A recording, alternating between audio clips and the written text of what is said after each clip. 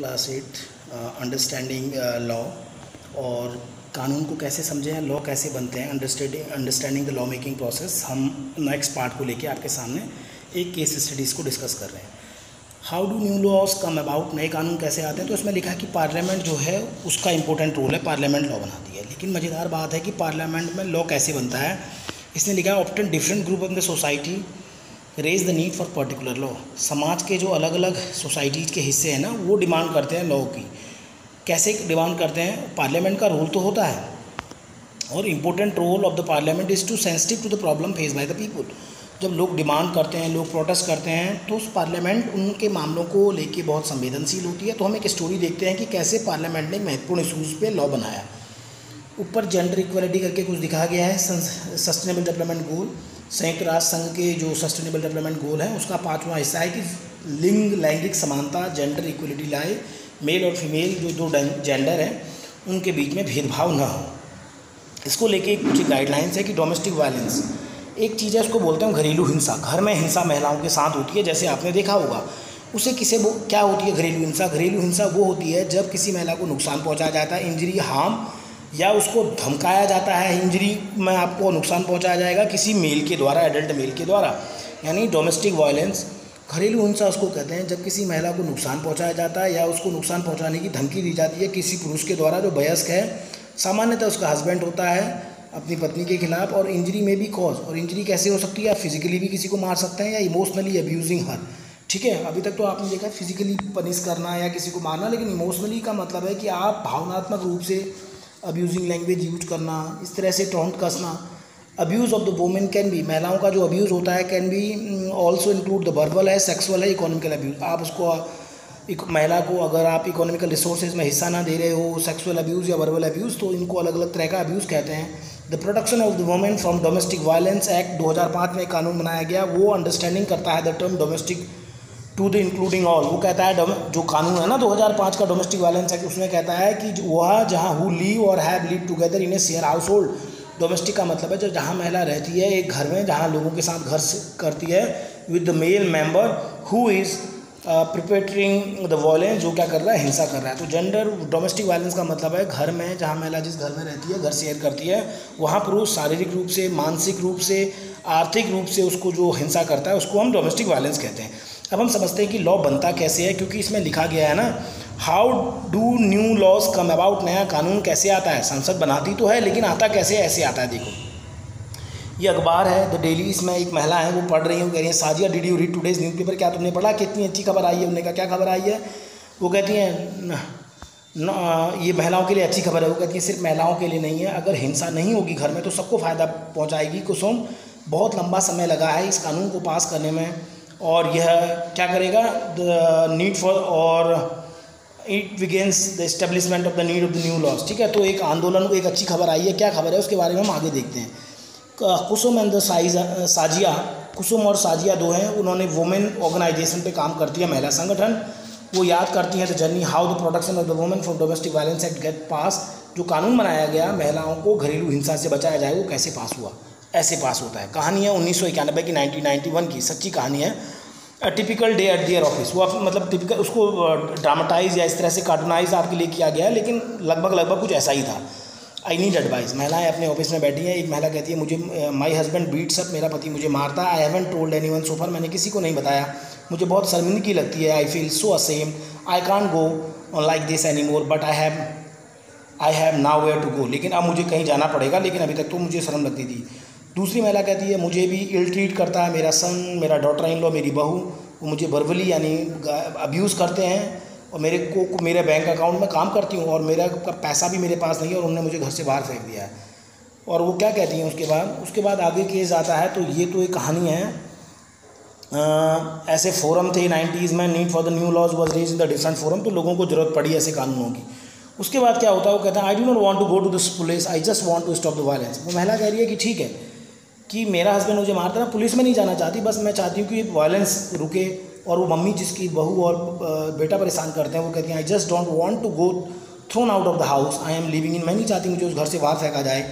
Unfortunately, लेकिन ये महिला इनको क्या समझ आ रही है, लेकिन दुर्भाग्य है कि जो एग्जिस्टिंग लॉ है, जो अभी के कानून है, is a criminal one and does not offer these options, वो आपको ये ऑप्शन नहीं देते। क्रिमिनल कानून है, अगर अपने पति के खिलाफ शिकायत करोगी अपने बेटे के खिलाफ तो उनको जेल जाना पड़ेगा, क्रिमिनल प्रोसीडिंग होगा उनके ऊपर, लेकिन आपको कोई रेमेडीज़ नहीं मिलेगी, ऐसा ये बताया गया। तो ये है 1990 के पहले की कहानी। होता क्या है कि फिर उसके बाद ये देखा गया, पब्लिक हियरिंग हो रही थी, पब्लिक हियर में ये महिलाएं हैं, देखो क्या किया जा रहा है। We have heard testimonies of the several women, हमने बहुत सारी महिलाओं की कहानियों को सुना, टेस्टिमनीज उनके सबूतों को सुना।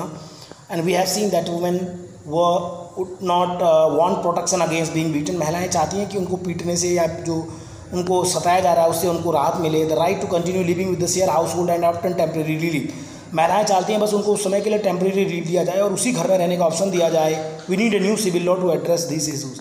क्या हो रहा था, 1990 से पहले कानून था, अगर आप घर में किसी को मारते हो ये वायलेंस है, और जबकि आप किसी को मारते हो ना, ये केस होता है क्रिमिनल। क्रिमिनल केस का मतलब है पुलिस कार्रवाई करती है, आपको जेल जाना पड़ेगा। तो लेकिन ऐसा वो नहीं चाह रही थी, ये सिविलियन मामला नहीं था, तो इस तरह की महिलाएं चाह रही थी कि एक ऐसा सिविल लॉ हो जो इस इशूज़ को डील कर सके।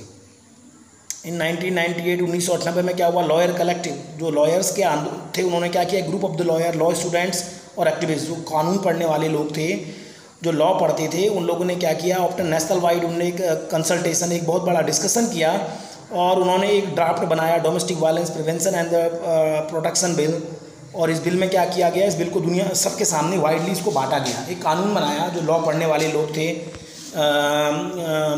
जो लॉ के स्टूडेंट थे, वो बिल क्या था, उस बिल में, बिल का मतलब होता है कि ये कोई ड्राफ्टिंग बनाना, जब तक पार्लियामेंट में पास नहीं होगा तो कानून नहीं होगा। उस बिल में क्या लिखा था, the definitions of to the domestic violence should include physical, economical, sexual and the verbal and the emotional abuse. इसमें ये लिखा था कि जो डेफिनेशंस है डोमेस्टिक वायलेंस की, उसमें शामिल क्या क्या है, फिजिकल, किसी को आप मार रहे हो, इकोनॉमिकली आप उसको पैसे नहीं दे रहे हो, आप घर के संसाधनों में हिस्सेदारी नहीं दे रहे हो, सेक्सुअल यानी मेल फीमेल के बीच में इस तरह का discrimination, sexual and verbal and to the economical abuse. और वर्बल का मतलब हुआ कि आप गाली गलौज करना है, और इमोशनल अब्यूज़, आप बहुत सेंटिमेंटली महिला पे टॉन्ट कसना, ये सारी चीज़ें। डोमेस्टिक वायलेंस का मतलब सिर्फ और सिर्फ किसी को मारना नहीं है, बल्कि आप आर्थिक चीज़ों में अगर उसकी हिस्सेदारी न दो, महिला के साथ ज़बरदस्ती करो, या आप क्या करो, वर्बल आप इस तरह की अब्यूजिंग लैंग्वेज यूज़ करो, इमोशनली भी करो, तो ये भी डोमेस्टिक में आएगा। और ये कहा गया, इस जो नया लॉ ने ड्राफ्ट किया उसमें ये कहा गया, the law should cover any women living with in the share domestic space, और जो भी महिला घर में रह रही है उसके लिए they should be protected from being evicted from the share house hold. और ये कहा गया कि उनको घर से बाहर नहीं निकाला जाएगा। What about some monetary relief, तो इसमें ये डिस्कस किया गया। तो अच्छा ये बताओ, ऐसी कंडीशन में मॉनेटरी रिलीफ क्या होगी। मॉनेटरी मैंने होता है पैसा, पैसे का मतलब हुआ कि अगर महिला को घर से ऐसी कंडीशन में क्या उसको कोई मॉनेटरी रिलीफ दी जाएगी, ठीक है। ये सब डिस्कस हो रहा है वहाँ पे। उसके बाद हम देखते हैं आगे क्या होता है। The women movement want a new law of domestic violence, the government should introduce in the parliament soon. तो इन्होंने सरकार से बात करी, सरकार को ये कानून पास करना चाहिए। बिल उसके बाद क्या हो गया, the bill has none of what we have. उसके बाद क्या हुआ, बिल बन गया। Several women organization, national commission for women एक संगठन है जो महिलाओं की आवाज़ उठाता है। Submission the parliamentary standing committee, संसद की एक स्टैंडिंग कमेटीज़ होती है, उसके सामने बात रखी। उसके बाद क्या हुआ, बिल में वो सारे मामले नहीं थे। अच्छा नहीं, ये मैंने पहले का पढ़ दिया, बिल में वो सारी चीज़ें नहीं थी। इनने कहा बिल तो पास हो गया, बिल रख दिया गया, बिल में वो सारी बात ही नहीं है, हम अपोज करते हैं बिल को जो प्रेजेंट फॉर्म है। Let have the press conference, we could start online petition. हम क्या करेंगे, सब लोग ऑनलाइन पिटिशन का मतलब होता है विनती, हम सरकार से विनती करेंगे। जो कानून हम चाह रहे थे वो कानून नहीं है कि महिलाओं का जो डोमेस्टिक वायलेंस है उसकी व्यापक डेफिनेशंस क्या होगी और उनको क्रिमिनलाइज नहीं किया जाएगा बल्कि सिविल लॉ की तरह डील किया जाएगा। तो पार्लियामेंट्री कमेटी के सामने क्या हुआ, ये संसद के सदस्यों के सामने संसदीय लॉ बनाती है। उसमें ये कहा गया the present bill must be change, ये बिल चेंज होना चाहिए। We do not agree with the definition of the domestic violence being propose, जो इसमें घरेलू हिंसा की परिभाषा है हम उससे सहमत नहीं है। The law need to provide for temporary custody of the children, और हमें क्या चाहिए, टेम्परेरी का मतलब है कि हमें परमानेंटली नहीं बल्कि बच्चे जो हमारे यहाँ अगर डोमेस्टिक वायलेंस हो जाता है तो उसमें भी एक होता है कि बच्चे किसके पास होंगे, तो ऐसा कुछ एक प्रोविजंस था इसमें।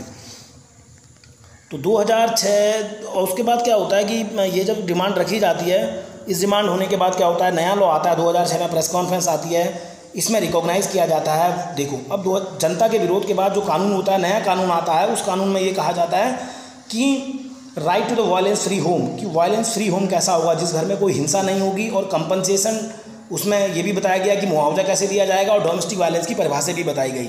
This is the civil law, और ये सिविल लॉ था, क्रिमिनल लॉ नहीं था। Aimed at providing relief to the millions of the women.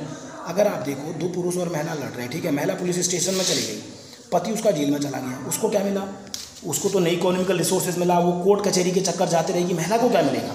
तो ये क्या करता है, जब सिविल लॉ होता है ये कहता है ठीक है उस समय हिंसा हुई है तो उसका तो जो होगा होगा, लेकिन महिला को तुरंत उस समय रिलीफ दिया जाए। लिखा है ना इसमें,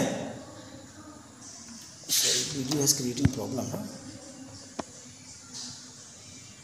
millions of women including the wives, mother, daughter and the sister affecting by the violence of their home, जो महिलाएं इन चीज़ों से परेशान होती हैं उनको इलाज मतलब उनका सोल्यूशंस किया जाएगा। ये सारी चीज़ें हुई।